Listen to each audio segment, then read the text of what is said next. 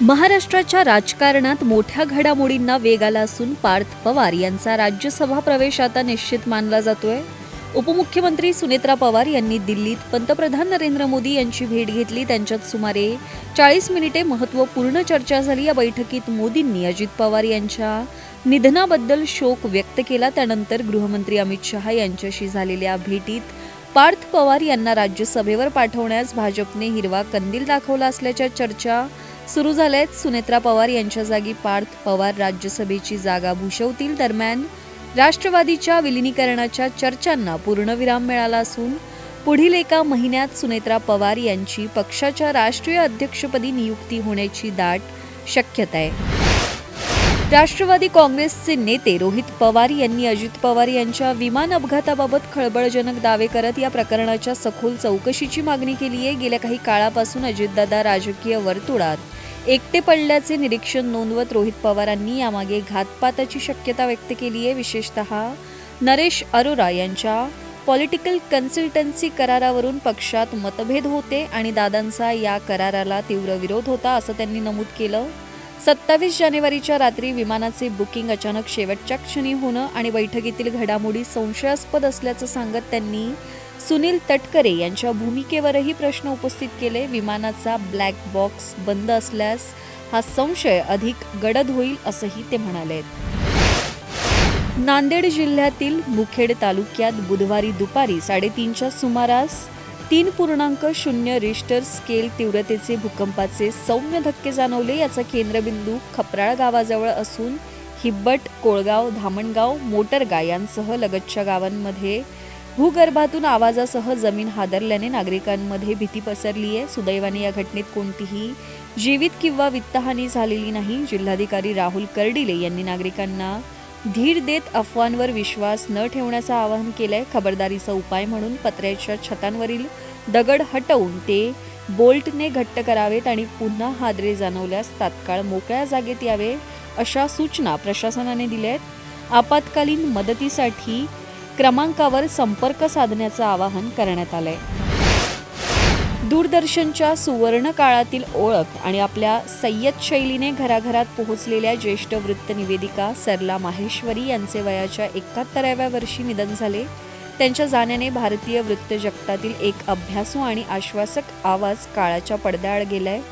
सरला माहेश्वरी यांनी दीर्घकाळ दूरदर्शनमध्ये वृत्तनिवेदनाचे कार्य केले. त्यांचे स्पष्ट शब्दोच्चार, सौम्य आवाज आणि बातमी सादर करण्याची ओघवती पद्धत यामुळे त्यांनी प्रेक्षकांच्या मनात अढळ स्थान निर्माण केलं होतं. सोशल मीडियाच्या माध्यमातून त्यांच्या निधनाची बातमी समजताच सर्व स्तरातून शोक व्यक्त करण्यात आला. दूरदर्शननेही त्यांना आदरांजली वाहताना त्यांच्या योगदानाचा गौरव केलाय. त्यांच्या पार्थिवावर दुपारी अंत्यसंस्कार करण्यात आले. एका पिढीसाठी बातम्या पाहण्याचा अनुभव समृद्ध करणाऱ्या या दिग्गज निवेदिकेला माध्यमे आणि चाहत्यांकडून भावपूर्ण श्रद्धांजली अर्पण करण्यात येते.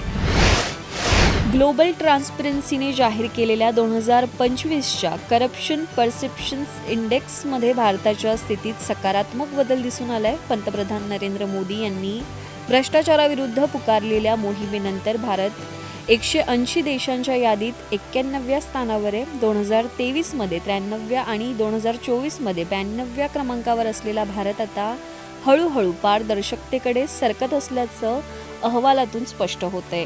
यंदा भारताला 39 गुण मिळाले असून मागील 3 वर्षांपासून ही सुधारणा सातत्याने सुरू आहे. या यादीत डेन्मार्क सर्वात प्रामाणिक देश ठरलाय तर दक्षिण सुदान आणि सोमालिया सर्वाधिक भ्रष्ट देश यादीत अव्वल आहे. युरोप आणि अमेरिकेत भ्रष्टाचाराच्या घटना वाढत असताना भारताची सुधारलेली रँकिंग आश्वासक मानली जाते. उत्तर कोरियाचे हुकुमशहा किम जोंग उन यांनी अखेर आपल्या राजकीय वारसदाराची निवड केल्याची माहिती समोर आली आहे. दक्षिण कोरियाच्या राष्ट्रीय गुप्तचर संस्थेने दावा केलाय की किम जोंग उन यांची अल्पवयीन मुलगी किम जू ए ही उत्तर कोरियाची पुढील शासक असेल. अलीकडच्या काळात विविध लष्करी कार्यक्रम आणि क्षेपणास्त्र चाचण्यांच्या वेळी किम जू ए आपल्या वडिलांसोबत सातत्याने दिसून येते, ज्यामुळे तिच्या निवडीच्या चर्चांना उधाण आलंय. किम जू ए ही साधारण 13 वर्षांची असून तिला आगामी मोठ्या राजकीय संमेलनात अधिकृत स्थान मिळण्याची शक्यता आहे. विशेष म्हणजे किम जोंग यांना एक मोठा मुलगा असल्याचं बोललं जात असलं तरी सार्वजनिक कार्यक्रमांमधील वाढती उपस्थिती पाहता मुलीच्या नावावरच शिक्कामोर्तब होण्याची चिन्ह आहेत. भारतीय वाहन बाजारात MG मोटर्सने आपली नवीन आलिशान फुल साईज SUV MG मॅजिस्टर अधिकृतपणे सादर केली असून टोयोटा फॉर्च्युनर सारख्या प्रस्थापित गाड्यांना आता तगडं आव्हान मिळणार आहे. ग्लॉस्टरची वारसदार मानल्या जाणाऱ्या या कारमध्ये 2.0 लिटरचे ट्विन टर्बो डिझेल इंजिन असून ते 216 HP ची ताकद निर्माण करतं. आकर्षक ड्रॅगन आय DRL आणि 19 इंचाचे अलॉय व्हील्स यामुळे या गाडीला एक मस्क्युलर लुक मिळालाय. आतील भागात ventilated massage seats, JBL audio system आणि पॅनोरॅमिक सनरूफ यांसारख्या प्रीमियम सुविधा देण्यात आल्यात. सुरक्षिततेसाठी यात एडास लेव्हल 2 सह 360 डिग्री कॅमेरा देखील आहे. ग्राहक 41,000 रुपयात या कारचं बुकिंग करू शकतात, तर किमतींची घोषणा एप्रिल 2026 मध्ये केली जाईल.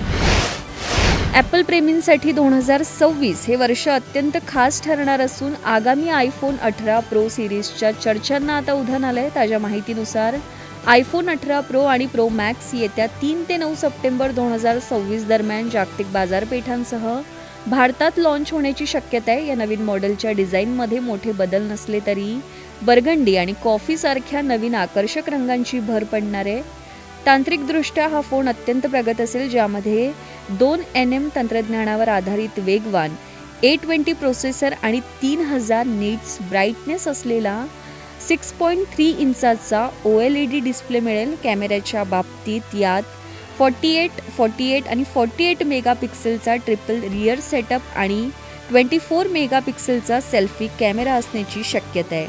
5100 mAh बॅटरी आणि 40 वोल्ट फास्ट चार्जिंगसह येणाऱ्या या फोनच्या 256 GB व्हेरियंटची भारतातील अंदाजे किंमत 1,54,900 रुपये असू शकते. प्रसिद्ध बॉलिवूड अभिनेता राजपाल यादवला चेक बाउन्स प्रकरणात अद्याप दिलासा मिळालेला नाही. दिल्ली उच्च न्यायालयाने त्याच्या जामीन अर्जावरील सुनावणी सोमवार 16 फेब्रुवारीपर्यंत पुढे ढकलली आहे. 2010 मध्ये अता लापता चित्रपटासाठी घेतलेल्या 5 कोटींच्या कर्जाची परतफेड न झाल्याने व्याजासह ही रक्कम 9 कोटींवर पोहोचली आहे. या प्रकरणी 7 चेक बाउन्स झाल्यामुळे राजपाल सध्या तिहार जेलमध्ये शिक्षा भोगतोय. न्यायालयात राजपालच्या वकिलांनी कौटुंबिक लग्नाचे कारण देत जामिनाची मागणी केली, मात्र न्यायालयाने कायदा सर्वांसाठी समान आहे असं म्हणत तात्काळ दिलासा नाकारला. दरम्यान राजपालच्या समर्थनार्थ चित्रपटसृष्टी सरसावली असून सलमान खान, अजय देवगन आणि सोनू सूद यांनी मदतीचा हात पुढे केलाय. गायक मिका सिंगने 11 लाख तर अनूप जलोटा यांनी 5 लाखांची मदत केली आहे.